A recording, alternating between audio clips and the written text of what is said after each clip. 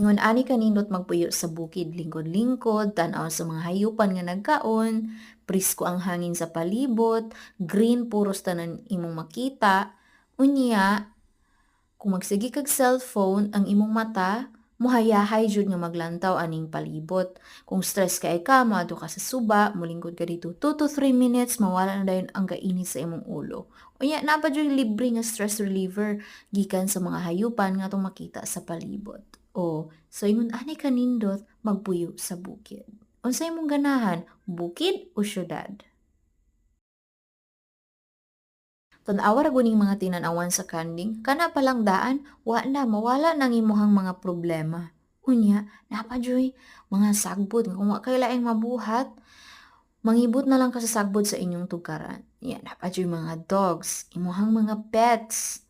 Nga excited kaayo inig abot nimo gikan kang nangumpay or gikan kang niadto sa imong silingan. Pag abot nimo sus kani jud dayon imong masugata ang mga dula-dula sa mga hayupan nga naa sa imuhang palibot. Kana kung mamuhipog ka.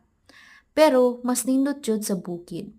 Kay gawas nga makapamuhi ka, dako kaayo ang imong malantawan sa palibot. Dili kay puro buildings imong makita, kundi puro mga kahoy, mga hayupan, priskong hangin, nga makapatawhay gid sa imong gibati, labi na kung dali kay ka nga ma-stress. Mao ni siya si Whitey. Unya, kaning usa si Shenhe. So, kani si Whitey, anak ni siya ni Shenhe. Dayong naapod si Guko.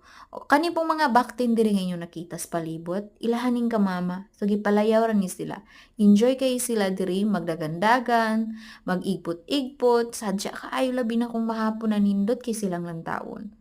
See? Nagpahayahay ra jud sila diri. As in, wala sila'y problema na aman siguro pero dili pareha kadako sa tong problema kada adlaw. So, naa diri si Dayan. Oh, so bibihon pa maguni si Dayan. Pero nagkasinabot ra gid sila dayon silang 4. Actually, 4 to 6 ang amo ang mga dogs. Pero kanira sila ang nakita sa ako ang video karon.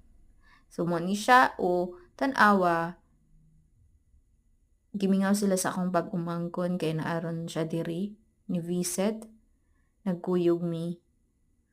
So man siya gifters, unsa may mong ganahan gyud, ha? Makakita kag daghang kahoy or makakita kag daghang buildings?